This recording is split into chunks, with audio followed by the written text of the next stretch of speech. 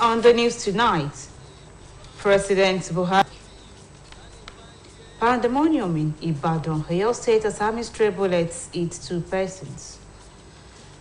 Lebanese banks call for withdrawal of dollars for exchange of our currency.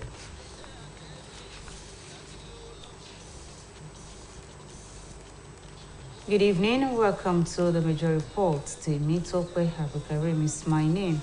President Muhammadu Buhari has pledged to engage critical stakeholders on the education sector towards ensuring that the 7-month-old industrial action embarked upon by the Academic Staff Union of Universities is called off.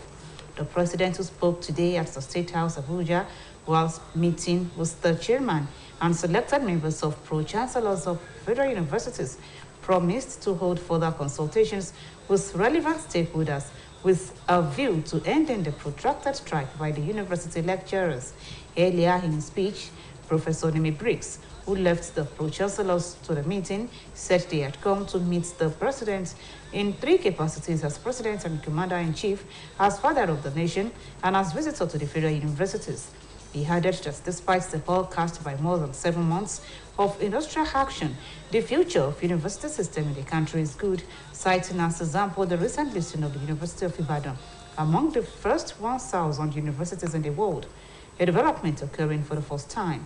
Briggs commended the federal government for concessions already made to the striking lecturers, including the offer to raise salaries by 23.5% across board and 35% for professors. The pro-chancellors also asked for a reconsideration of the no work, no pay stance of government, promising that lecturers would make up for lost time as soon as an amicable situation was reached and schools reopened.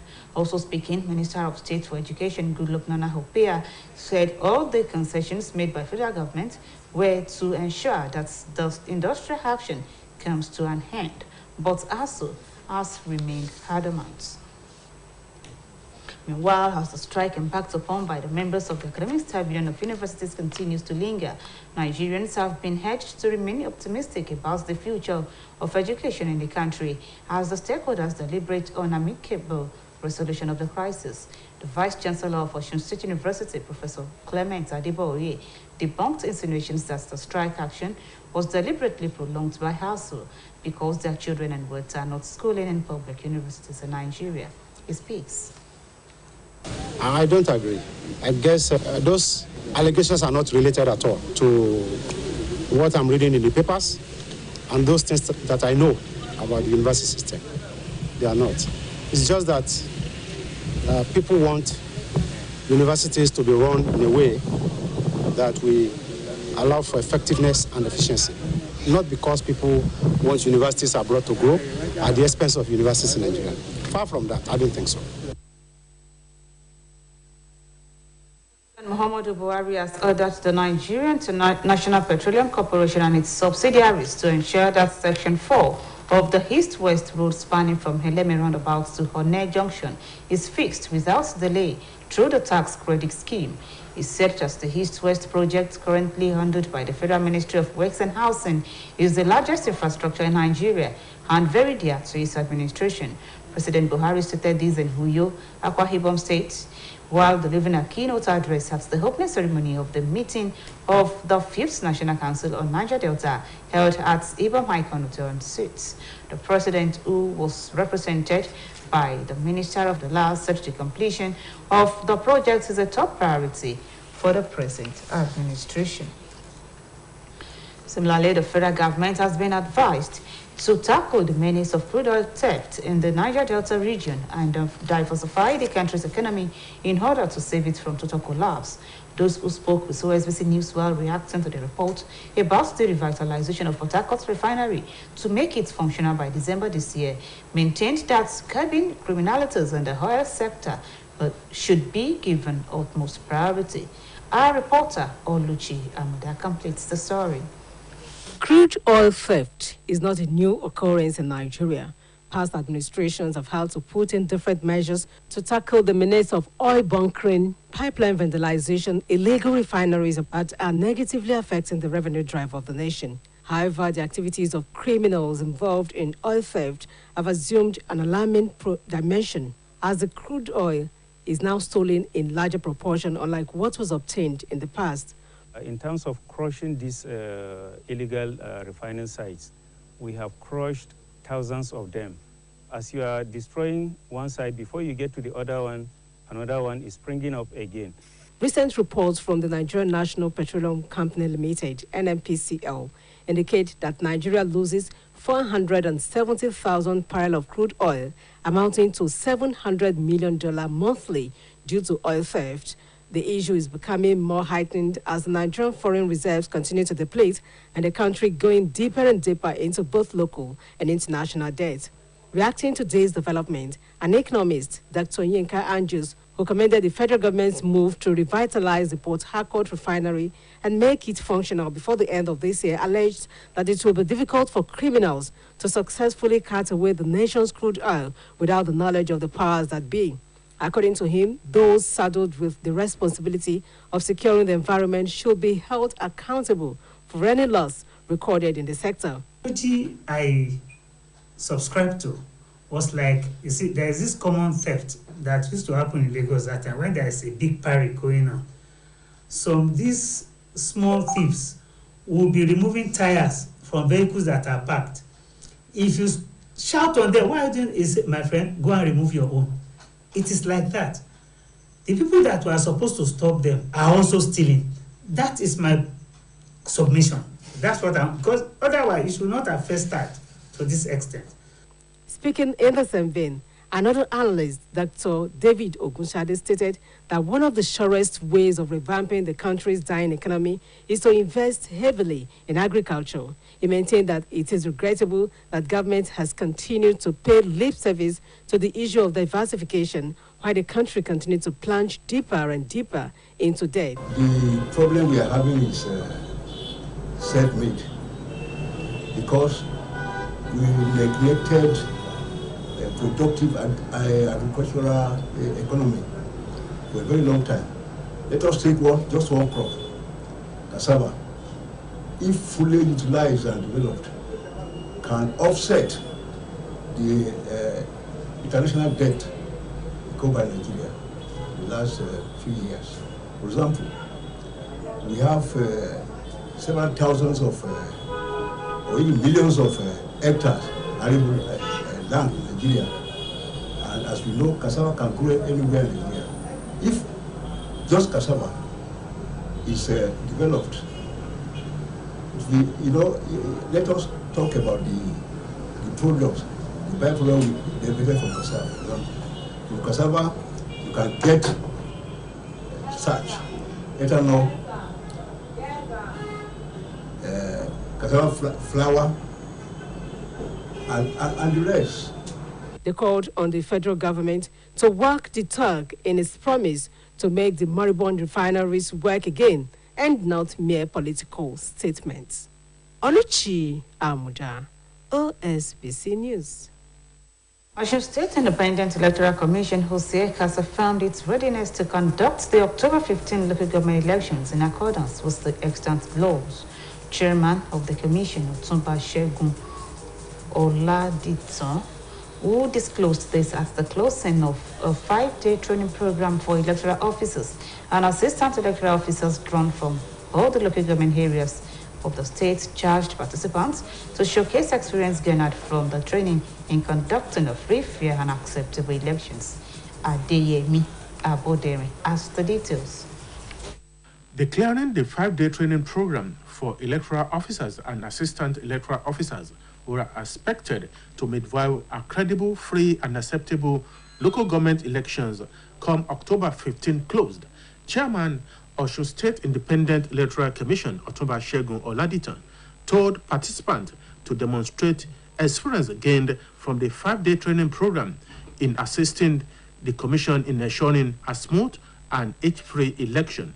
The commission chairman, who assured members of the public that with the completion of the training program, the commission has taken another bold step towards enthronement of democratic governance at the local government level in the state, urged lovers of democracy and critical stakeholders to cooperate with the commission in the conduct of the October 15 local government election, while also enjoining participating political parties to play by the rules. Is going to abide by any pronouncement of a court of competent jurisdiction. We're not going to do that. So, as the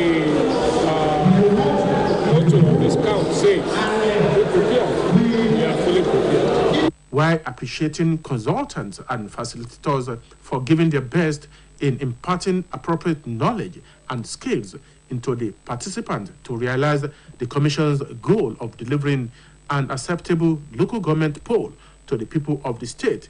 Some of the participants, who includes Mr. Babatunde Olanriwaju, Mrs. Deborah Kolawole, and Opeyemi Lunge, told OSBC News that the training will go a long way in assisting them in delivering the set goals. The structural arrangement of the training by the OSEC body, in fact, is second to none. Number one, they are very strict with all the participants, and they have made all the participants to understand the task ahead of us. We have been able to be trained how to organize the election in our local governments. And the that handled us was done very well. We appreciate it. Trained through the model of being a professional in disseminating our work. We have been given all the model operandi on how to work with great integrity to satisfy the electorates and also the candidates that want to come into the post of the local government chairman or the council. Certificates were thereafter issued to participants. Adeyemi Aboderi, OSBC News.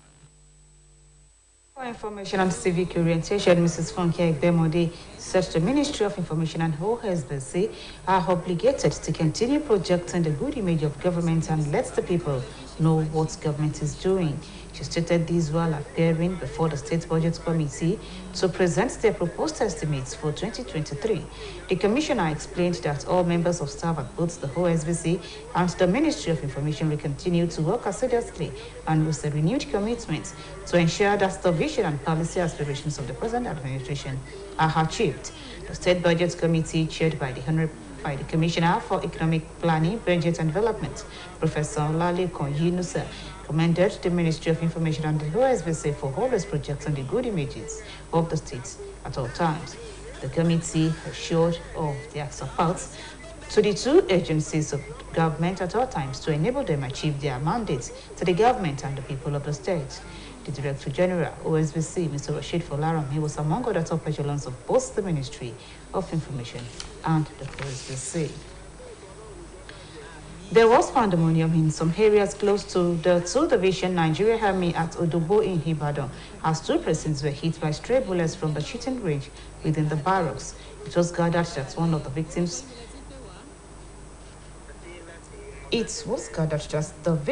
were a toddler and an adult who were said to have been rushed to the hospital inside the barracks for proper treatment. Eyewitness accounts said that the victims were hit by bullets as their buildings, especially rooftops, were also damaged by a volley of bullets from the shooting range. One of the leaders in the community, Haji Karim Ijeru, noted that the fresh round of shooting was intense. All efforts to get the officer in charge of information at 2 Division Nigeria Army, Lieutenant Colonel Charles Ekelcha, as at the time of filing the report, proved abortive. The Joint Association of People with Disabilities has called for speedy presentation of the Protection and Involvement of the People with Disabilities Act before the Osun State House of Assembly. The association made the call at a news conference held in Osogbo, the state capital of Osun State. Olaide Adegbero has the details. In his address, the chairman of Joint National Association of People with Disabilities, Chonapuit, Osun State Chapter, Mr. Femi Stephen, appealed to the government to domesticate the act against discrimination of people with disabilities.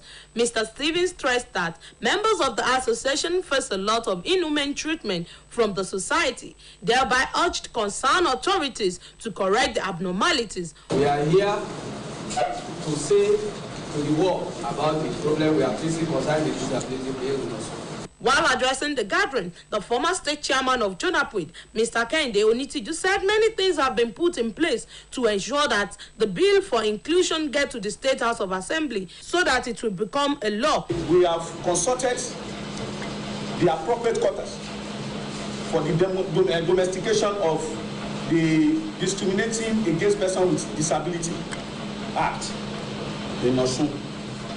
We try our best, but all our effort was abortive. Not quite long, about a year ago, when Fademilo Foundation, Kai, So Life, and other supported CSOs rise up to get our bill domesticated by Osun State government. In their separate address, the executive director for FESFAD Foundation, Mr. Festus Fademilo, and the director of Kai 4SR, Mrs. Eni, also expressed their concern on how people treat people with disabilities, maintaining that domesticating the acts against discrimination of people with disabilities, life will be more bearable for them. Also speaking, the former women leader of the association, Mrs. Fumi Abdullahi, and the owner of Soul Life Foundation, Mrs. Adiola Falano, stressed the need to break the physical, social, political, and economic barriers facing people with disability. We want what is rightly for everybody, want it for person with disability. So far, the person is qualified. Olaide Adegbenro, OSBC News. Welcome to our sports segment.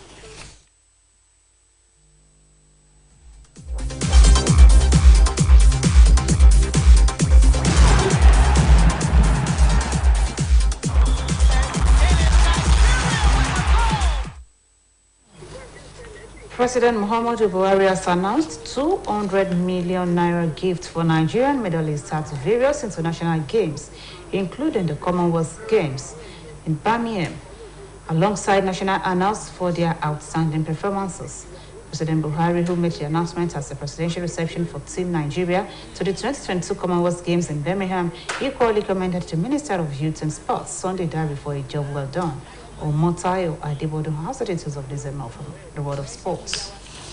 The federal government honored members of Team Nigeria's contingent to the 2022 Commonwealth Games in Birmingham. Nigeria contingent won a total of 35 medals at the Games, including 12 gold, 9 silver, and 14 bronze medals, to end the competition as Africa's best team and finished in the top 10 ranking in the competition. In his remarks, President Muhammadu Buhari commended all the athletes for bringing glory and honor to the country. He appreciated the effort of the coaches, backroom staffs, and everyone who has been supporting the sportsmen and women. According to President Buhari, his administration will continue to be committed to the development of sport and will continue to create an enabling environment for sport to thrive, not just as a recreation, but also as a business and means of investment. President Buhari also commended the giant stride from the Ministry of Youth and Sports under the leadership of Mr. Sunday Dari. You have all distinguished yourselves as well as the ambassadors of the Federal Republic of Nigeria. We are proud of you. Exploits have gone a long way in projecting the positive images of our country among the Committee of Nations, as each successive victory led to the hoisting of the Nigerian flag and reciting the national anthem. Some of the contingents to the 2022 Commonwealth Games were awarded Officer of the Order of Niger. All athletes were rewarded with the sum of 200 million naira. In addition to that, athletes who won gold medal were rewarded with national honors of Member of the Order of Niger, MON, and cash of 4.5 million naira. Silver medalists were awarded national honors of the Federal Republic Class 1 and cash of 2.5 million naira. And bronze medalists were awarded national honors of the Federal Republic Class 2 and a cash sum of 1.5 million naira. In the meantime, Roger Federer, a 20-time Grand Slam singles champion will retire from top-level tennis after the Lavas Cup in London later this month. Swiss Federer, who is 41, has not played since Wimbledon 2021, after which he had a third nail operation. Federer has struggled with a nail problem for the past 3 years that has restricted him to only 3 of the 11 Grand Slam stage since the start of 2020. He has not played a competitive match since losing to Hubert Hurkacz in the quarterfinals at Wimbledon last summer. He subsequently announced he needed more surgery on his knee, having previously had 2 operations in 2020. Only Spain's Rafael Nadal with 22 majors and Serbia's Novak Djokovic with 21 have more men's Grand Slam singles title than Federer. Federer made his professional debut aged 16 in 1998 and won his first Grand Slam title at Wimbledon in 2003. He ends his career with a record total of 8 men's singles victory at the All England Club.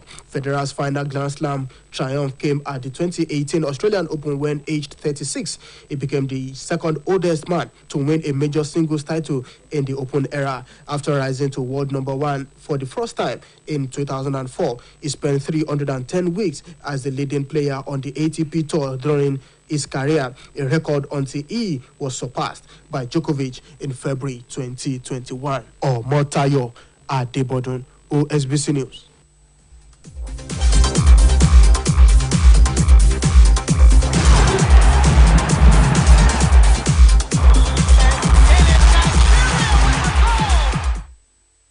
Lebanese banks have insisted that dollars will be withdrawn only after being exchanged into Lebanese pounds at a vastly inferior rate to the black market.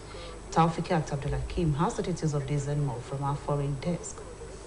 Joao Lourenço has officially begun his second term in power, vowing to be the president for all Angolans after his MPLA party's disputed win in last month's election. There was a strong military presence at the inauguration ceremony in Luanda Praca da República Square, as it was reported that many people opted to stay at home, leaving the capital streets unusual quiet. Reports also stated that President Lourenço echoed previous promises of economic reforms and job creation, but made no mention of his long-touted anti-graft campaign. A number of African heads of state attended the swearing-in, as did the president of former colonial power Portugal. Meanwhile, at least 8 banks were held up by depositors in Beirut and other parts of the country, demanding access to their money. Lebanese banks have said they will soon announce a 3-day closure next week over mounting security concerns following a series of incidents involving people seeking access to their savings by entering banks armed with guns. Today, 8 banks were held up by depositors who demanded their own money, adding to a spate of hold-ups this week, spurred by frustration over a spurring financial implosion with no end in sight. Lebanese banks have insisted that dollars be withdrawn only after being exchanged into Lebanese pounds at a vastly inferior rate to the black market, which is generally the rate used across the country. A man with a gun that turned out to be a toy was arrested after holding up a Lebanese bank in the southern city of Ghazi. Elsewhere, European Parliament members have overwhelmingly backed a resolution that condemns China's military aggression against Taiwan and said that Beijing's provocative actions must have consequences on relations with the European Union, stating that the European Union and Taiwan are like-minded partners that adhere to the value of freedom, democracy, human rights, and the rule of law. The resolution was adopted by 424 members of the parliament, with 14 against and 46 abstentions. The hard-hitting resolution said that between August 4 and 10, China had intensified its long-standing military intimidation against Taiwan, which include firing 11 ballistic missiles, at least 5 of which passed over the island. The resolution states that China had also implemented an effective blockade of Taiwan's air and sea space during the drills and conducted a powerful cyber attack against Taiwan's private sector and state authorities. Taufikat Abdulhakim, OSBC News. To end the major reports tonight on OSBC television, here again are the top stories. President Muhammadu Buhari has promised further consultation on ongoing ASUU strike. We also reported that pandemonium in Ibadan, Oyo State capital, as army stray bullets hit 2 persons. We brought to you that Lebanese banks has called for withdrawal of dollars for exchange of our currency. That ends the major reports tonight on OSBC Television. We thank you for watching. It was edited by Oladayo Olanipeku. Good night.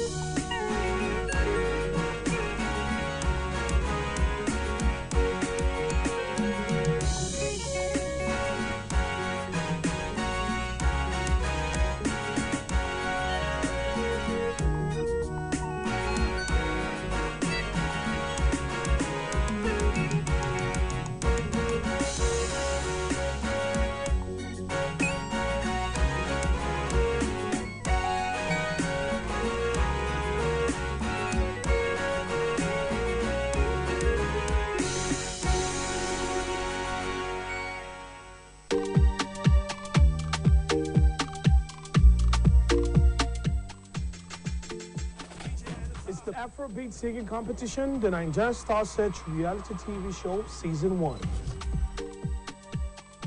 As Africans, we create history. And as Kenny's Music, one of the pioneers of today's music, Afrobeat. For all the good things you've done for Afrobeat, I am